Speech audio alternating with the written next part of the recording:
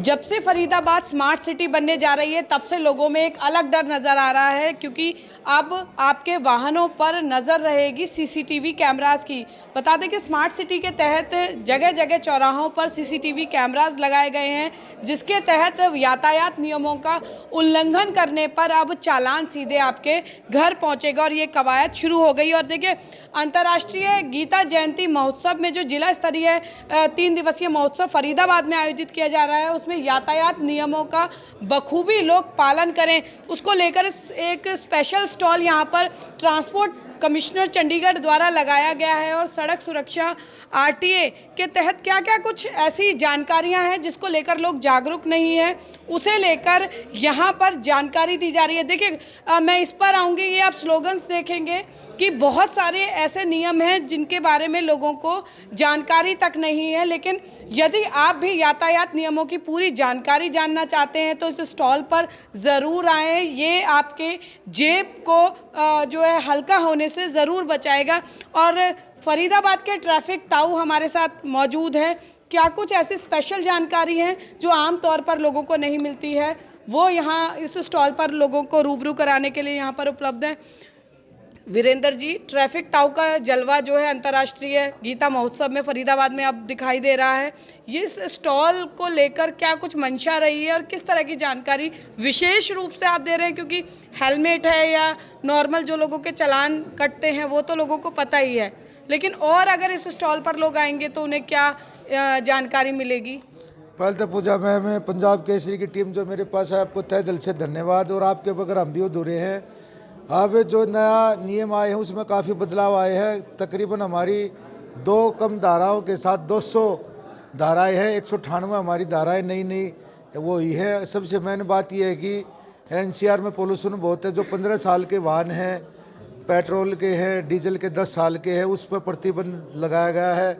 मैं सभी देशवासियों से निवेदन करना चाहता हूँ, ये जो अपने पुराने वाहन हैं जिसका इंश्योरेंस ही नहीं होगा तो उसको सड़क पर ना उतारें। अगर इनको उतारना है, जहाँ 200-250 किलोमीटर आपका रजिस्ट्रेशन होता है वहाँ पर इन वाहनों को चलाएं। एनसीआर एरिया में हम इनका चलान करेंगे। और फोक्स है बहुत ज़्यादा, अब धूमर पड़ेगी, सर्दी का टाइम है, अपने वाहनों पर रिफ्लेक्टर टेप लगाएं। और ज़्यादा धूमर पड़ती है तो उस दिन हो सकता है अपना कहीं जाने से ड्रॉप कर सकते हैं। और ट्रैफिक नियमों की पालना करें, कागज़ गाड़ी के साथ रखें। और आज ट्रैफिक पुलिस भी नहीं खड़ी तो भी हमने कैमरे लगा दिए हैं चौक चौराहे पे, वो उनकी निगरानी रखते हैं। और हम बिल्कुल, यानी अब सिफारिशी फ़ोन नहीं चलेंगे अगर आप नियमों का उल्लंघन करेंगे। कई हमारे जेडो खड़े हैं जी, हम खड़े हैं, वहाँ पर सिफारिश भी आती हैं। मैं तो उस परिवार का दुश्मन ही समझता हूँ जो छोटे छोटे बच्चे, नाबालिग बच्चे हैं, किसी की गाड़ी चलाते हैं तो उसमें 25,000 रुपये जुर्माना और 3 साल की उसकी जेल भी है मैम।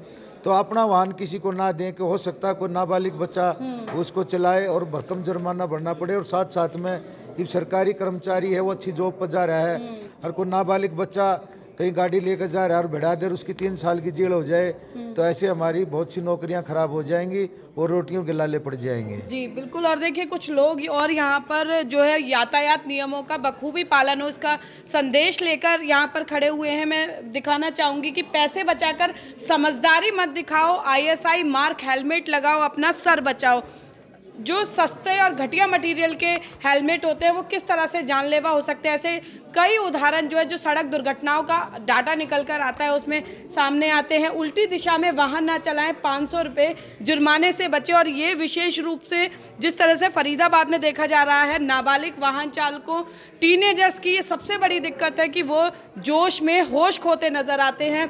ऑटो में ड्राइवर सीट पर सवारी ना बैठाएं, सवारियों के साथ सही व्यवहार रखें। ऑटो रिक्शा में सामान ले जाना दंडनीय अपराध है। ऑटो में तेज ध्वनि संगीत ना चलाएं। और देखिए, ये जो स्लोगन्स लिखे हुए हैं इसमें लगभग सभी का उल्लंघन ऑटो चालक हैं वो करते नज़र आते हैं, चाहे वो सवारी बिठाने की बात हो, सामान ले जाने की बात हो या फिर लाउड स्पीकर की तरह वहाँ पर संगीत बजाने की बात हो। इसके अलावा दोनों वाहनों के साइड के शीशे लगाना। और एक देखिए, बहुत एक अलग यहाँ पर जानकारी है जो जहाँ तक हमें जानकारी है कि बहुत सारे लोग हैं जिन्हें नहीं पता है कि चप्पल पहनकर वाहन बिल्कुल ना चलाएं, जुर्माना 500 रुपये। सर, मैं ज़रूर चाहूँगी कि ये बिल्कुल नया एक है नियम जिसको लेकर बहुत सारे बुद्धिजीवी वर्ग भी अवेयर नहीं है। कारण क्या है? चप्पल पहनकर वाहन चलाएंगे तो क्या नुकसान हो सकता है जिसकी वजह से? देखो मैम, एक्सीडेंट तो कई कारण से हो सकता है। चप्पल में बाध्य होती है, और हमारे क्लच है, प्लेट है, क्लच है, ब्रेक है और रेस है, और तीनों ऐसे एंगल होते हैं। अगर वो फीता उसका जो उस चप्पल की जो वह होती है वो उसमें उलझ सकती है, तो इससे एक्सीडेंट होने का खतरा। आप खुद लंबा सफ़र करेंगे, गाड़ी चलाएंगे तो आपको पता लगेगा चप्पल में गाड़ी चलाना नुकसानदायक है, पैर भी अच्छे से काम नहीं करता उसमें जी। और दूसरा, एक बार हमारी टीम कहीं बाहर जा रही थी तो साथ में वो एंजॉय कर रही थी, तो एक शीशे का गिलास और बोतल साथ में थी, तो ब्रेक के नीचे एक ऐसी स्पीड में गाड़ी चल रही थी, ब्रेक के नीचे बोतल आ गई, उसके कारण हमारे हिंदुस्तान की सबसे टॉप की टीम दुर्घटनाग्रस्त क्या वो उनमें कोई बचा ही नहीं था। बड़ा दुर्भाग्यपूर्ण हमारे लिए उद्यम था। कई किस्म से एक्सीडेंट हो जाते हैं मैडम, इसमें हमने सारी जानकारियाँ दी हैं, जो कि 200 चलान करते हैं हम, एक उस पर 198 चलान है। बिल्कुल, यानी वाहन चलाएं तो इस बात का विशेष ध्यान रखें। और मैं देखिए कुछ स्लोगन और ऐसे हैं जिनका अक्सर उल्लंघन हम देखते हैं, और उसकी तरफ मैं ज़रूर ध्यान आकर्षित करना चाहूँगी कि देखिए ज़ेब्रा लाइन जो है वो पैदल यात्रियों को सड़क पार करने के लिए होती है, लेकिन लोग जल्दबाजी के चक्कर में नियमों का उल्लंघन करते हैं। और अगर आप भविष्य में ऐसा करने जा रहे हैं तो इस बात के लिए दिमागी तौर पर तैयार रहें कि 500 रुपये का आपका चालान हो सकता है। इसके अलावा देखिए युवा वर्ग खासकर हेलमेट लगाने से परहेज करता है, कहीं ना कहीं अपने लुक को लेकर वो काफ़ी ज़्यादा जो है सेंसिटिव रहता है। और इसके अलावा मैं ये एक संदेश यहाँ पर देने की कोशिश की जा रही है कि मैं सुरक्षित रूप से ड्राइव करता हूँ, क्योंकि मैं अपने परिवार से बहुत ज़्यादा प्यार करता हूँ। और एक पीछे आप स्लोगन देखेंगे जो एक युवा पीढ़ी की खासकर जो